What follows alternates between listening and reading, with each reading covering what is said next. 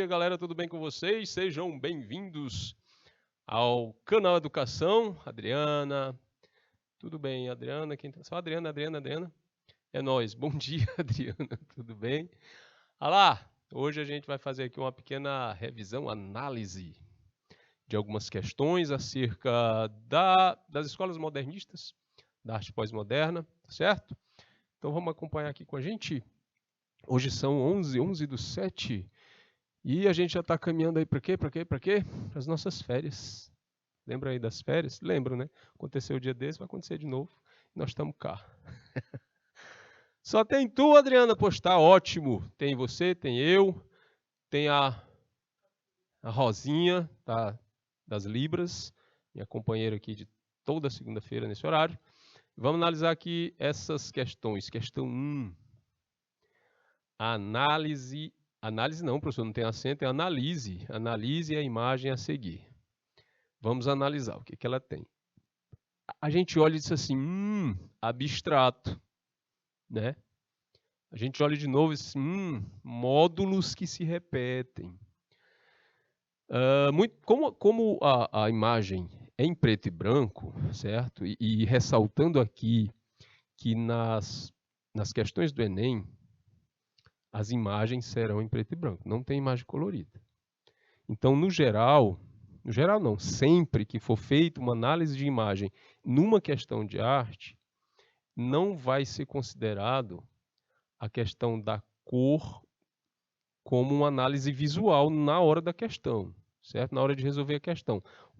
A questão ela não pode envolver o processo da cor dentro da questão lá de responder como resposta do item, porque todas as imagens são em preto e branco. Aí, como é que faz com a questão artística? São as teorias, são as características, certo? A cor não vai influenciar na resposta da questão, tá bom? Se tiver, aí tem que anular, é um processo complicado e tudo, mas tá aí. Essa é a imagem, deixa eu respirar, estou cansado, da questão 1. É do Ivan Serpa, Arte Brasileira, Colorama Artes Gráficas. Vamos lá. Com base na imagem, aqui bem devagarinho, bem tranquilo. Com base na imagem e nos conhecimentos sobre a arte brasileira contemporânea, que vai de 1950 a 1980, é correto afirmar que, letra A, a arte brasileira sofreu novas e diversas direções quando artistas como Renina Katz e Ligia Clark ligaram-se a diferentes movimentos estéticos como o abstracionismo e o concretismo. Beleza. Letra B. O uso de materiais tradicionais permaneceu na concepção da arte ao priorizar temas como animais estranhos e cavaleiros medievais, ricos em detalhes realistas e pormenores incrustados. Letra C. Ligada à estética do realismo mágico e propondo uma reconstrução ilógica da realidade, Tomiotaki compõe quadros com formas e cores suaves. Letra D. Preocupados com os princípios matemáticos rígidos, os abstracionistas como Madame Mabi registraram temas vinculados à realidade social com desenhos e composições gritantes em grandes telas. E letra E. O concretismo privilegiou elementos plásticos relacionados à expressão figurativa em murais, tematizando tradições populares brasileiras em manifestos com experiências intuitivas da arte. Aí o que a gente faz? Entra em desespero. Meu Deus, como é que eu vou fazer isso? Vamos olhar para a imagem. Entreguei a resposta. Vamos olhar para a imagem. Esse meu dedo não presta, não. Eu vou mandar tirar. Não, eu estou brincando. Está aqui a imagem. Abstracionismo. É abstrato, não tem nada figurativo aí. Então a gente vai descartando. Aqui ele falou na letra E. Expressão figurativa. Senhor, onde é que eu estou? Expressão figurativa. Isso é porque eu estou aqui e não peguei a caneta aí. Aí eu fico clicando para riscar e não dá certo, porque eu não presto atenção. Expressão figurativa, a letra E fala de expressão figurativa. Deixa para lá, não está certo. Aqui é abstracionista, letra C, reconstrução ilógica da realidade, reconstrução da realidade. Aí é figurativo. Materiais tradicionais, realismo, a gente já tira, né? Sobra a letra A e letra D. A letra D vem com questões abstracionistas vinculadas à realidade social.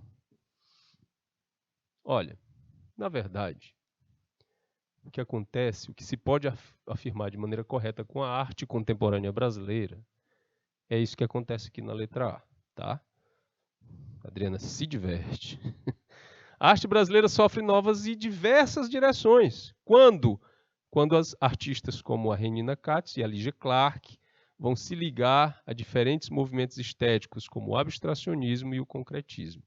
Aí a arte brasileira, que adora o movimento modernista, a arte brasileira, no geral, ela é representativa figurativa, mas isso está muito no nicho do artesanato, das tradições populares, certo? Quando se fala de uma arte mais acadêmica, intelectualizada, a gente gosta mesmo do modernismo, do abstracionismo, das linhas das chamadas escolas modernistas, né, de vanguarda na Europa. E a gente vai beber muito dessa fonte aí, certo? Vem a Lígia Clark, que a gente vai ver outras propostas delas aqui, tá certo?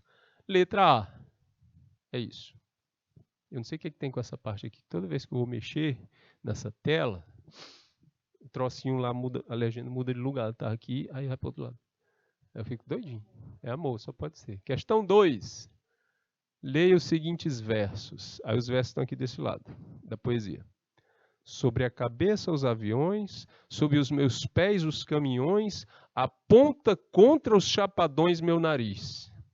Eu organizo o movimento, eu oriento o carnaval, eu imagino o monumento no Planalto Central do país.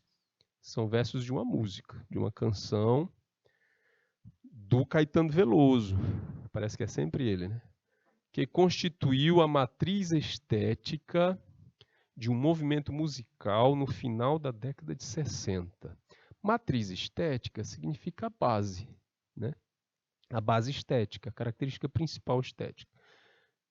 Desse movimento que foi um movimento musical da década de 60, de curta duração, em que, segundo estudiosos, abre aspas, quem vai falar isso é a Heloísa Buarque de Holanda, a preocupação política foi deslocada da área da revolução social para o eixo da rebeldia, da intervenção localizada, da política concebida enquanto problemática cotidiana, ligada à vida, ao corpo, ao desejo, à cultura em sentido amplo. Eita! Aí eu trago outra situação do próprio Caetano Veloso, que diz assim: enquanto os homens exercem seus... Lá vai, eu vou tão empolgado, aí escrevo errado. Não é pobre, não, é podre. Enquanto os homens exercem seus podres poderes, está aqui dentro da questão rebelde, né? Rebeldia, intervenção localizada, política concebida enquanto problemática cotidiana, podres poderes. Entendemos essa parte? Esse movimento musical é conhecido como bossa nova, concretismo, primitivismo, antropofagia ou tropicalismo. O que você acha, Adriana? A gente está falando de quê? Gilberto Gil, Caetano Veloso, Rita Lee, aquele povo todo. Rebelde, não sem causa, tá? Rebelde com causa. Querendo mudar, né, as premissas da música tradicional brasileira, trazendo para uma discussão e reflexão política, social, de envolvimento, de criação de debates sobre a vivência das pessoas nesse país, sem excluir ninguém. Foi qual? A bossa nova? O concretismo? O primitivismo? A antropofagia? O tropicalismo, quando a gente fala de tropicalismo, a gente fala de Caetano. É quase assim uma regra, certo? Então a letra é o movimento que traz todas essas características aí, que lutou para se manter dentro de uma política expressiva que fizesse as pessoas pensarem e repensarem a situação política, social e econômica deste país por um tempo, certo? Entrando no mercado fonográfico brasileiro e caindo nas graças de uma parcela do público importantíssimo àquela época, que era os universitários. Tanto a chamada MPB quanto o tropicalismo, que vem um pouquinho antes, aliás, o tropicalismo é meio parte da formação da MPB, que nasceu com a morte da Bossa Nova. O último hit e grande hit da Bossa Nova, a Bossa Nova saiu fechando, né, com chave de ouro. Ela ganhou o festival da TV Excelsior, na voz da Elis Regina, com a música Arrastão, né, o festival da canção. E, ao mesmo tempo que ela se enterrou, ela fez nascer a música popular brasileira. E essa música popular, junto com o tropicalismo, tem essa defesa nas suas próprias raízes, de representação de um país plural, com um monte de gente diferente, com culturas diferentes, e que, ao mesmo tempo, são parte de uma amálgama maior, de uma massa maior, chamada Brasil, chamada povo brasileiro. E não tem como você falar de tropicalismo sem tocar nos vínculos sociais, aliás, e políticos, socialistas não, sociais e políticos. Ok? Questão 3. E ainda mais tropicalismo. Aí é a capa do disco que lançou o tropicalismo, chamado de Tropicalia, ou Panis et Circenses, que significa pão e circo em latim. Essa expressão pão e circo, ela condensa uma ideia política de condução da população de forma equilibrada. Ou seja, se o povo tiver o que comer e entretido com alguma coisa, então ele não vai provocar nenhum levante ou questionamento sobre o governo. Isso vem lá do tempo dos romanos, certo? Do Império Romano. Por isso está em latim, panis et circenses. É uma crítica. Então a Tropicália vem como cultura musical rebelde e crítica de reflexão e traz na capa do disco já essas críticas, essas reflexões. Na capa a gente vai ter o Caetano Veloso, Nara Leão, Gilberto Gil, o Torquato Neto, o Gal Costa, o pessoal dos Mutantes ali atrás. Torquato Neto, né, poeta piauiense influente também nesse processo, vai estar aí sentado do lado da Gal Costa. Vamos ao texto. O disco tornou-se símbolo do movimento protagonizado por artistas e intelectuais no Brasil em finais da década de 60. Esse movimento destacou-se principalmente pela seguinte proposta. Qual proposta? Valorização da diversidade cultural estrangeira, denúncia das influências da arte pop, enaltecimento da cultura nacional, defesa da homogeneização de comportamentos sociais, fortalecimento das propostas clássicas, mesclando-as com as de origem brasileira. Fortalecimento das propostas clássicas, mesclando-as com as de origem brasileira. Então, qual a característica do tropicalismo, da Tropicália? É só lembrar que o tropicalismo, enquanto movimento musical jovem, né, rebelde, ele vai beber na fonte lá do início do século XX, do projeto, né, de antropofagia cultural, colocado aí, né, como premissa pelo Oswald de Andrade. E o que essa antropofagia cultural previa? Construir uma identidade cultural brasileira, nacional, certo? Para a gente se ver, para a gente se reconhecer. Porque assim, quando você... Eu já desencanei de muita coisa, né, colonialista ultimamente. Quando está no centro histórico de qualquer cidade aqui no Brasil, você esbarra com prédios históricos, e eles têm que formato? Qual o desenho desses prédios históricos? O que que tem? Quais são as referências estéticas dele? São todas europeias. Se você pegar a mesma época, mais ou menos, que eles foram construídos, e se deslocar numa pesquisa até a Europa da mesma época, ou um pouquinho antes, você vai ver que as referências estéticas arquitetônicas são idênticas. E nós não estamos na Europa, nós estamos no Brasil. Ah, mas isso é influência de quem veio de lá, etc. Beleza. Só que só uma parte deve ser representada? Nós não somos uma coisa só, nós somos várias coisas numa só. Então é essa crítica que é levantada, certo? Na apropriação dessas características que vêm de fora é que a gente vai construindo uma coisa nossa. Essa era a defesa do manifesto antropofágico, né, modernista do Oswald de Andrade. E o tropicalismo vai beber dessa fonte. Se é assim, o que ele vai fazer? Valorizar a diversidade cultural estrangeira? A de fora? Os europeus? Os estadunidenses? Ou vai denunciar influências da arte pop? A arte pop veio assim, depois não, veio antes. Foi lá na década de 50 para 60 e tinha outras propostas. Vai enaltecer a cultura nacional? Parece óbvio, né?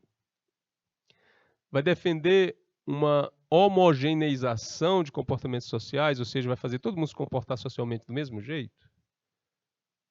Ou vai fortalecer as propostas clássicas, misturando-as com as de origem brasileira? Parece que tem aquela coisa, né, da antropofagia, de pegar, misturar. Só que aqui ele fala de fortalecimento de proposta clássica. E não vai fortalecer a clássica de jeito nenhum. Vai fazer o quê? Ele vai enaltecer a cultura nacional. Por isso que o Caetano vai dizer: viva bossa, sassá, viva palhoça, sassá. Certo? Enaltecimento da cultura nacional. Característica de qual movimento musical? Tropicália, ou tropicalismo. Tá? Referência à nossa própria situação geográfica. O Brasil está entre os trópicos, trópico de Câncer, trópico de Capricórnio, onde faz um calor danado. Mas como o nosso país é imenso, né? Faz calor, abranda e neva. Cidade mais fria do sul do país, as mais frias, Urupema, São José dos Ausentes, tudo neva no inverno. Certo? Do Rio Grande do Sul, Santa Catarina. Na Serra Catarinense, Urupema. No sul do Rio Grande do Sul, São José dos Ausentes, a cidade mais fria do país. Deve ser por isso que chama São José dos Ausentes. Tem ninguém. Quem que quer ficar no frio, né? Aí tem os grandes, o contráriozão, Teresina. 40 graus à sombra. Agora eu vou viajar. Em 1993, salvo engano, em julho para agosto, foi marcado 50 graus aqui em Teresina. 50. 93 não, 91. Agosto de 91. E eu não estava aqui em Teresina. Eu não vi essa, mas recebi uma carta, olha só. 1991, recebi uma carta de um amigo, lá onde eu estava, dizendo que tinha feito esses 50 graus. Certo? E eu estava num lugar com 5 graus negativos. Eu estava fora do país. Isso há 30 e poucos anos atrás. No dia que choveu granizo em Teresina, foi no final da década de 90, um dia antes da chegada, né, do show do Roberto Carlos no Verdão, que o granizo derrubou o teto do Verdão. Eu também não estava aqui, eu estava em Alagoas. Eu não vi essa chuva de granizo. Não vejo nada importante acontecendo na cidade. Nossa Senhora, vamos lá. Tropicália. E eu estou só falando de viagem, né, de férias, entrando no clima. Só sonhando. Questão 4. Uma imagem da obra artística da Ligia Clark, chamada Bicho de Bolso, que são placas de metal com dobradiça, de 1966, com formas geométricas, onde a pessoa vai mexendo e mudando a forma. É uma arte interativa. Nós estamos falando de uma arte brasileira, moderna, da década de 60, que já mexia com essas propostas de interação. Da Ligia Clark, aquela lá da primeira questão, né, que se desbandeou para o lado do concretismo e do abstracionismo. É essa daí, que bonitinho o bicho de bolso. Bora lá. O objeto escultórico produzido por Ligia Clark, representante do neoconcretismo, exemplifica o início de uma vertente importante na arte contemporânea, que amplia as funções da arte. Tendo como referência a obra Bicho de Bolso, identifica-se essa vertente pelo ou pela, letra A, participação efetiva do espectador na obra, em que determina a proximidade entre arte e vida. Letra B, percepção do uso de objetos cotidianos para a confecção da obra de arte, aproximando arte e realidade. Letra C, reconhecimento do uso de técnicas artesanais na arte, o que determina a consolidação de valores culturais. Letra D, reflexão sobre a captação artística de imagens com meios ópticos, revelando o desenvolvimento de uma linguagem própria.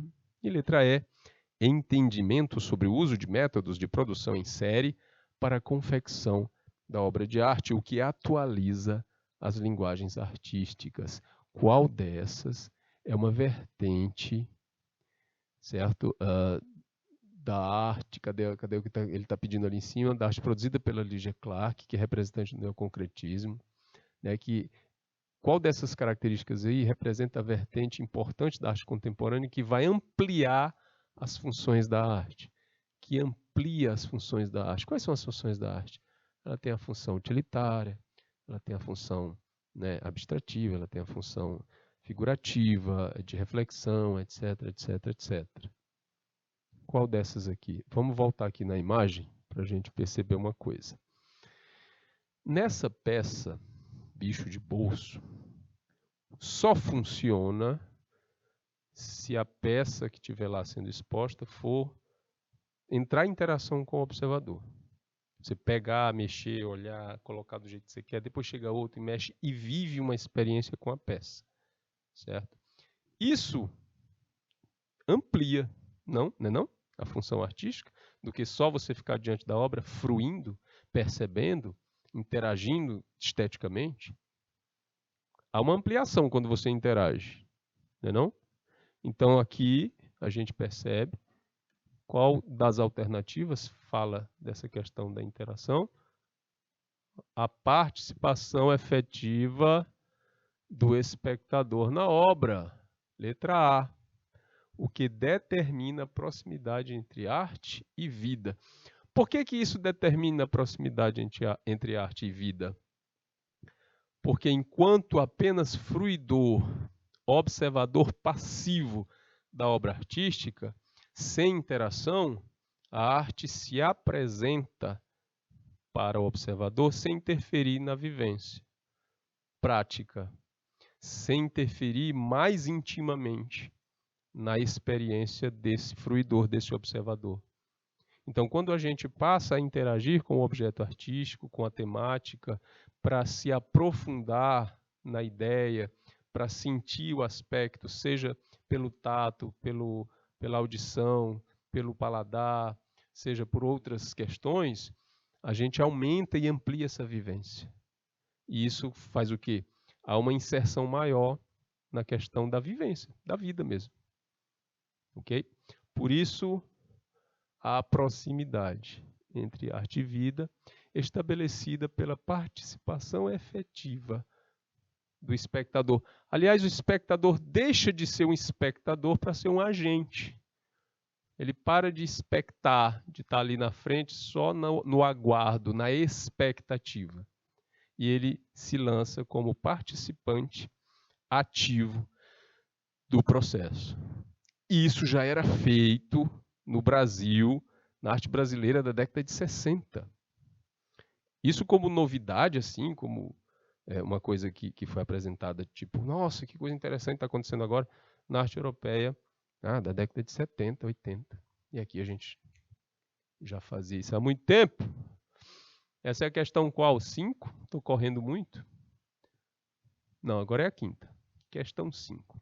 Falando em influência europeia, e também, infelizmente, da falta de conhecimento do brasileiro sobre o seu próprio país, e eu estou falando de questões geográficas, sobre a extensão do nosso país. Eu falei aqui neva, alguém aqui já... Nossa, neva.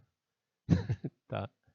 A gente que fica achando, né, que as coisas são muito iguais.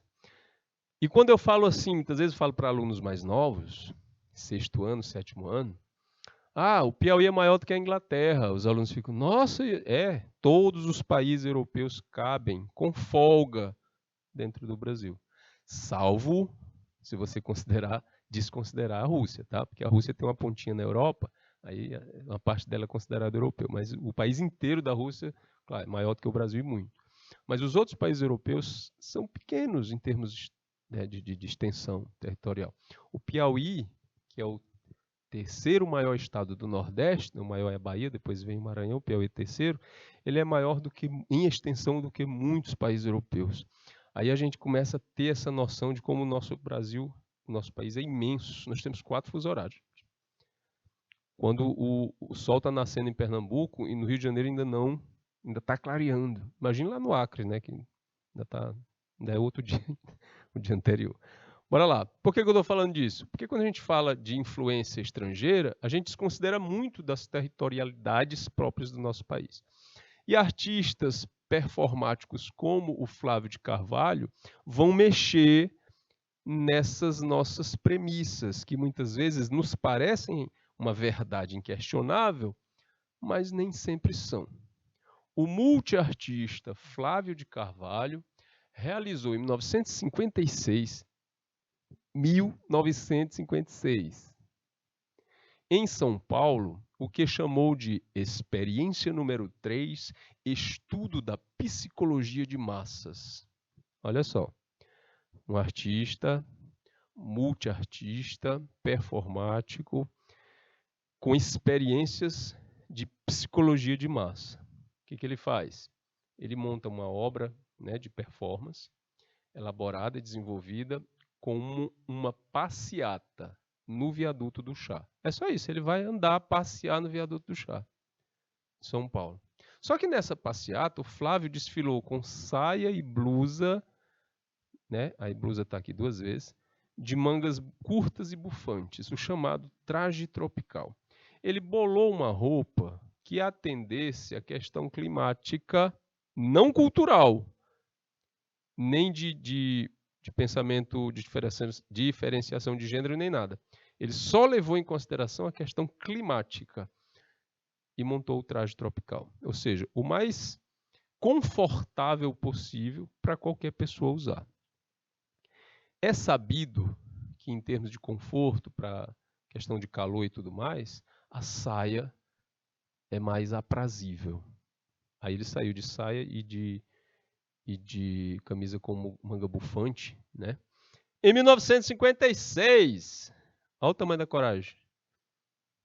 Se eu botar uma saia bem aqui agora no canal de educação e sair daqui, eu nem passo da porta sem que eu encare comigo mesmo, nas minhas aspirações culturais, uma proposta de crítica.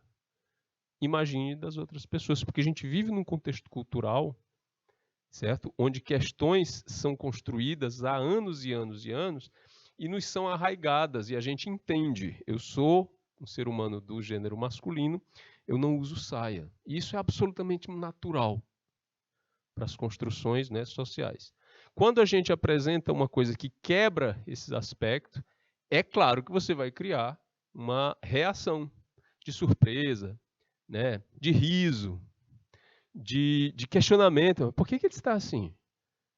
E é exatamente aí que o Flávio de Carvalho puxa a questão da psicologia de massa. Porque o que ele quer questionar? Brasil, 1956, calor danado, é um país tropical. Por que que a gente tem que se vestir como os europeus? Terno, gravata. Muitas vezes a gente vê, por causa de influência estética de moda, 2022, jovens, aqui em Teresina, uma cidade que é muito mais do que tropical, né, Tererréu, a gente vê os jovens ali nos shoppings da cidade, principalmente no Riverside, obedecendo a um comportamento social, de influência estética de fora, usando casaco de lã, touca de lã, num visual que não traduz a sua vivência dentro do seu clima natural. Para quê? Para poder se representar de outra forma. Indo contra certas situações, porque a pessoa vai passar mal, gente. Usando touca de lã, a gente vê os pobrezinhos, chega e desce o suor assim escorrendo, mas eles querem manter o personagem, né? Por quê? Porque é uma influência cultural, de comportamento de massa, de psicologia de massa. E é isso que o Flávio de Carvalho vai, né, criticar no momento dessa passeata. Aí vocês me perguntam, professor, muita gente ficou interessada, ele sofreu alguma crítica, ou tanto de gente em volta dele aqui, acompanhando, entre aspas, o doido que estava caminhando de saia e de blusa no meio do viaduto do chá. Pronto, tudo isso foi para colocar a questão. Vamos às alternativas. A partir dessa performance, o artista apresentava, letra A, uma atitude de antropofagia cultural, apontando para questões relacionadas à homossexualidade. Letra B, uma crítica ao vestuário de modelo europeu adotado em países de clima tropical como o Brasil. Letra C, uma forma de chamar a atenção do público para a possibilidade de homem utilizar saias. Letra D, uma reação contra o regime ditatorial que se instalava no país, impondo a censura. Ou letra E, um protesto contra a homofobia ao preparar um desfile usando saias no meio de uma passeata. Qual foi a proposta dele aí? Partindo do que a gente viu no texto e partindo do que eu expliquei. É claro que não tem nada a ver com as questões de gênero, certo? O que o Flávio quis apontar foi isso aqui, uma crítica ao vestuário de modelo europeu adotado em países de clima tropical como o Brasil. E tem mais, em vez da gente, isso foi uma questão que ele também levantou, quanto mais quente é o lugar no Brasil, certo? Menos as transformações, aliás, as transformações ocorrem, porque a gente também não é maluco, mas assim, elas não ocorrem com tanta força. E quanto mais quente é, certo? Essas transformações elas vão ser mais repensadas do que transformadas. Em vez da gente se adaptar com um modelo de roupa para trabalhar mesmo, que não seja tão desconfortável em meio de clima, o que, que a gente faz? A gente aumenta a quantidade de climatizadores. Então o problema é o clima. O clima é que tem que se adaptar ao modelo da roupa e não a roupa ao modelo do clima. A gente acaba fazendo muito isso. Se você for procurar... Não, é porque é uma questão mais, né, da formalidade. Existem roupas formais que não precisa seguir o modelo que é apresentado aí. Certo? Que não ferem, certo? De forma alguma moral, certo? E o pudor das pessoas. É realmente uma coisa muito mais focada naquilo de estar igual ao país colonizador do que se adaptar a um processo nosso. E isso é um levante feito pelo Flávio de Carvalho e por muitas pessoas depois. Só que isso em 1950 e pouco, a gente já se adaptou bastante. Os tecidos usados. Hoje eu vim trabalhar de camiseta, sem bata. Mas é uma alusão, né, à questão das férias. Aqui está, para isso acontecer, diminuir o ar-condicionado, para a gente não ficar passando frio aqui só de camiseta, né? Mas olha só, outros artistas também vão trazer essas propostas, né, de repensar culturalmente a nossa lida com o vestuário. Questão 5, 20 minutos, vamos à questão 6. Arte concreta. Ainda está aí, Adriana? A arte concreta buscava produzir obras com elementos próprios da linguagem autônoma, sendo, a princípio, planos e cores. Os artistas buscavam... Olha lá, Adriana, tá lá. Sendo assim, né? Aliás, sendo a princípio planos e cores, os artistas buscavam a criação de uma identidade própria da arte que fosse utilizada mundialmente. Por isso, criaram os seguintes princípios. Aí aqui tem uma figura só para você ter um norte sobre essa questão estética. Os princípios são esses. Respirar um pouquinho. A construção e elementos do quadro devem ser simples e controlável visualmente. Letra A. Letra B. A construção e elementos do quadro devem ser complexos e controlável estruturalmente. Letra C. A construção e elementos do quadro devem ser tradicionais e identificáveis visualmente. Letra D. A construção e elementos do quadro devem ser dispersos e visualmente confusos. E letra E. A construção e elementos do quadro devem ser desconectados da realidade. Quais desses princípios têm a ver com a questão da linguagem da arte concreta, né? Que, segundo o texto, buscava produzir obras com elementos próprios da linguagem autônoma, essa de cor e forma apenas, sendo a princípio planos e cores, e uma criação de identidade própria que fosse utilizada mundialmente. Quando ele fala mundialmente, é aquilo que eu já falei da característica universalizante dessa estética abstrativa, geométrica, formal. Qual é essa característica universalizante? Gente, quando você produz algo figurativo, aqui é um ícone, não é? Ícone, do grego ícone, que significa imagem representativa. Por isso que cada aplicativo que está no seu celular, você acessa clicando em cima da imagem representativa daquele aplicativo. A gente chama de ícone, certo? Vem do grego. Essa árvore, ela é icônica. Por quê? Porque ela invade a representação do objeto árvore em qualquer lugar do mundo. Porque é mais simples de fazer e traduz logo, certo? A proposta, ela é simples, direcionada e pronto. Eu botei aqui o chão do lado, porque segundo a psicologia, quando você faz alguma coisa que está no chão, você tem que desenhar o chão. Senão, você acaba entregando uma certa instabilidade psicológica, certo? E como... É isso aí. Como eu não quero mostrar o nível da minha instabilidade psicológica, eu lembro sempre de botar aí o chão, a terra direitinho, tá bom? Eu botei até em perspectiva, um pouco mais atrás, mas não tem problema também seguir a linha aqui da base. Então, isso aí é que é, certo? A Adriana se diverte. A coisa da universalização. Se eu fizer uma árvore diferente, muito rebuscada, muito própria da realidade, que seja, por exemplo, inclusive, uma árvore reconhecível aqui da região, pé de manga, um pé de caju, um pé de saputi. Eu só estou dificultando a vida da intérprete de Libras aqui. Um pé de ata. Como é saputi? Né? Eu sou mal aqui com as meninas, certo? Um pé de mamão. A mamão é mais geral. O que eu estou fazendo com a intérprete de Libras? Quanto mais eu crio um ambiente de representação que não é universal, mais específico eu fico, mais difícil fica a tradução. E a interpretação fica mais ampla. Aliás, fica menos ampla. Aí, o que é essa linguagem universal aqui do abstracionismo?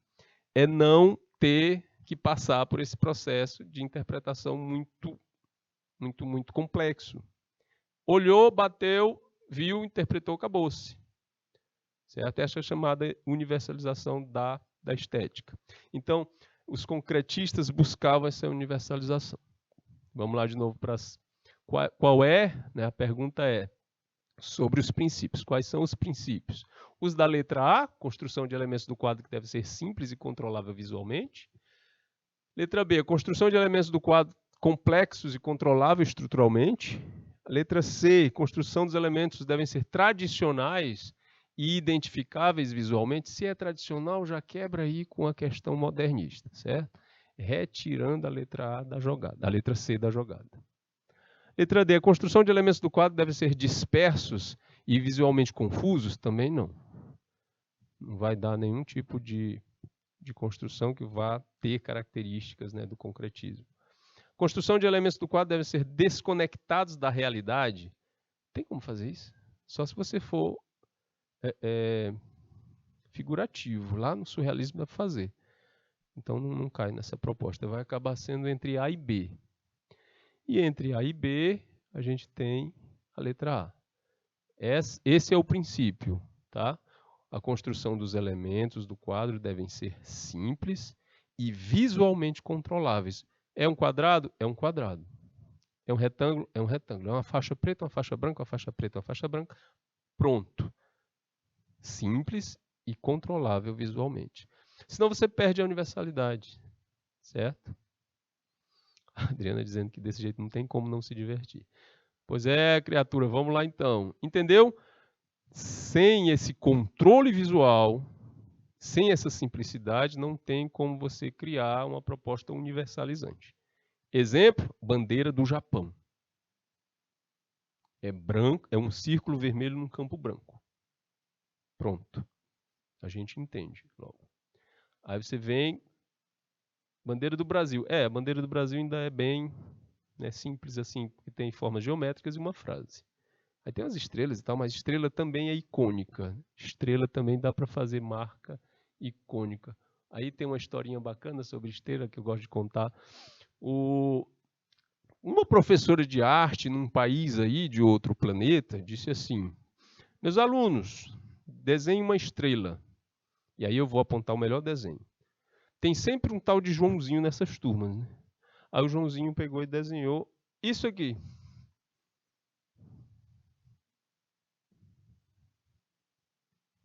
E ainda sorrindo. Professora brigou com ele. Está errado, Joãozinho. Eu pedi para fazer uma estrela, você fez o sol.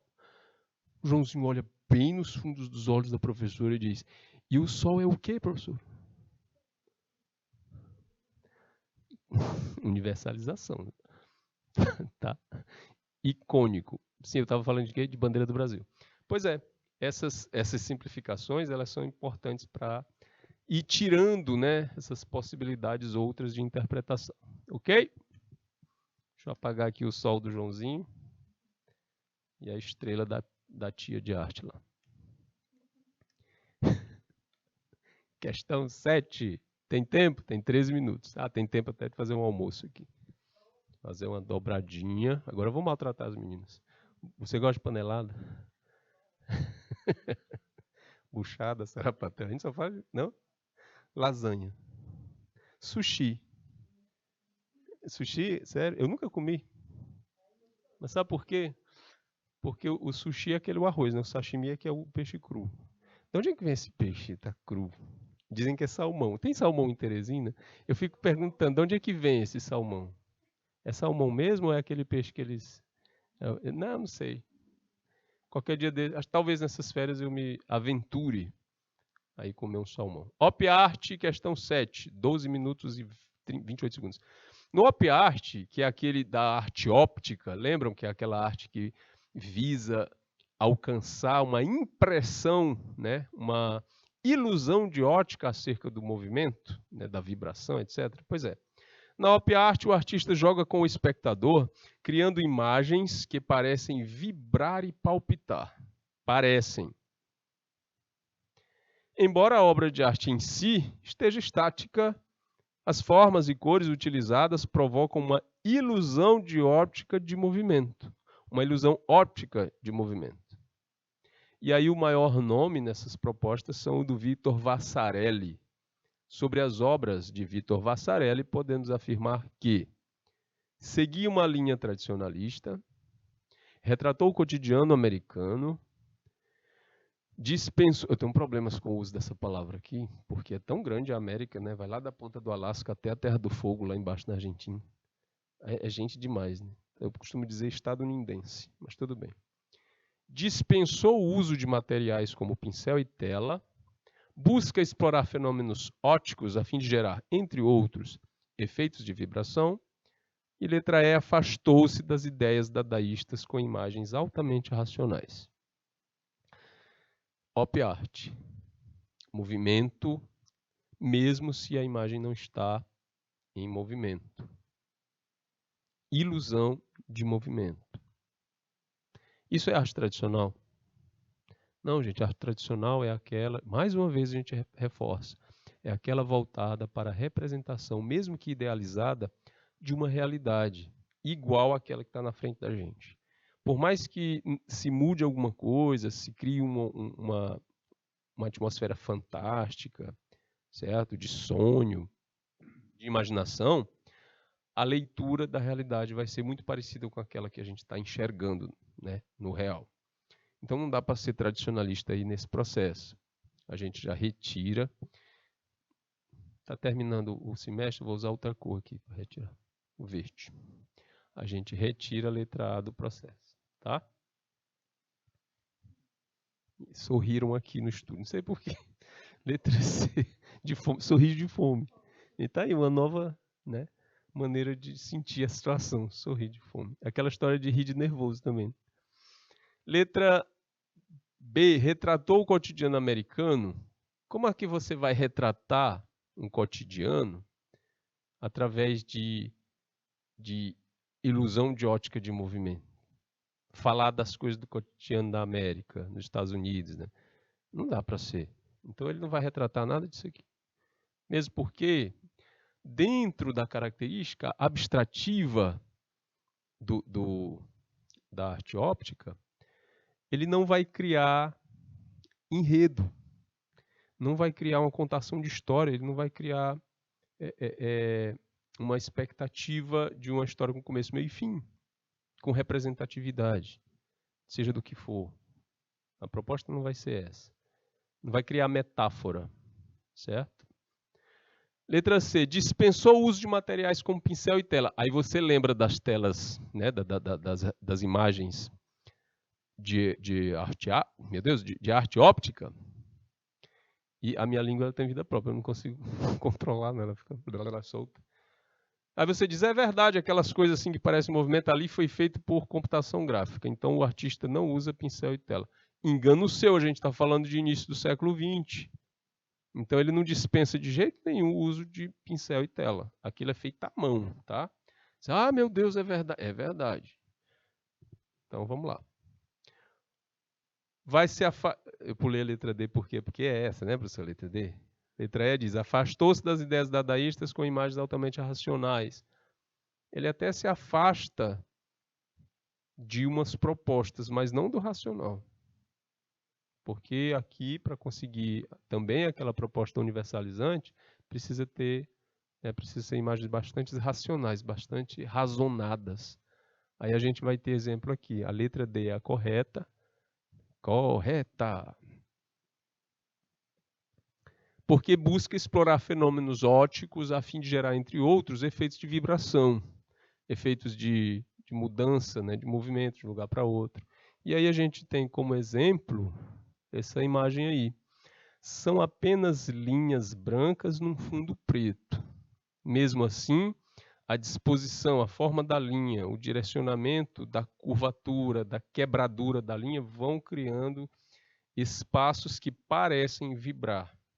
À medida que você muda o olhar, que percorre o olhar sobre a tela, você vai tendo essa impressão de uma pequena vibração, de um pequeno movimento. Isso é óptico. Deixando, segundo a gente, aqui as colegas, deixando a gente grog. Tá? O que é grog? É bêbado? É fora... Zonzo. Né? Grog é legal. Grog é uma palavra interessante. A gente vive, né, inventando essas coisas. Grog. Vou ver se eu fico grog nessas férias. Dá não, só se for de pular e correr. Questão 8. Minimalismo. Minimalismo. Lembrando que o minimalismo é uma corrente... Vou falar mais devagar, nós temos muito tempo, 6 minutos e pouco, faltam 3 questões. Vamos respirar. Aí na figura tem uma escultura que parece ter umas letras, né? Um L, um A e outra coisa deitada no chão. Na verdade é só uma forma. Essa forma aqui. E eu peguei o verde mesmo. Vou pegar o vermelho. Essa forma aqui. Ela está assim. Ah, mas é um L. Calma. Essa forma aqui. E ela também se apresenta assim. Tá? É a mesma forma, só que está inclinada. Parece um A, não é? Não, não é um A não, porque um A é assim, tem um corte no meio. E aí ela, a mesma forma, está deitada no chão assim. Aí a gente pensa que, né, cria logo significâncias, né? Significados na nossa... Certo? Uhum. É um canto de um quadrado, na verdade. Isso. Virado, etc. O minimalismo é um movimento artístico que surgiu nos Estados Unidos na década de 60 e foi denominado de arte ABC ou ABC, ou minimal art, arte mínima. ABC porque é simples, é o início, é o comecinho. Né? Influenciado pelas correntes abstracionistas das vanguardas artísticas do início do século XX, tais como o suprematismo e o neoplasticismo, entre outros. Só lembrando que o suprematismo e o neoplasticismo são duas vertentes da arte abstrativa, da arte abstrata, chamada de abstracionismo formal ou geométrico. Só fazendo aqui a revisão disso, certo? No abstracionismo formal geométrico haviam duas vertentes. A do Casimir Malevich, chamada de suprematismo, e a do Pierre Mondrian, chamado de neoplasticismo. Beleza. O minimalismo se expandiu pela arte e pela arquitetura. Vocês já repararam, já deve ter reparado, claro, as construções mais modernas, elas são mais simples. Você vai lá no Palácio da Justiça, não sei da onde, um prédio de 1800 e tanto. Aí você tem o prédio com as paredes, o friso, as laterais trabalhadas, escultóricas dentro do reboco, da estrutura. Aí lá dentro a escadaria trabalhada em madeira, com curvaturas, com esculturas. Um enfeite danado para as igrejas também, as igrejas mais antigas, certo? Um enfeite danado para poder tratar da questão estética de valor. Certo?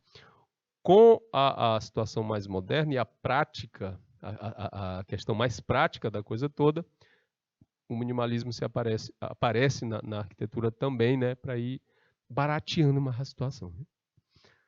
Vamos lá.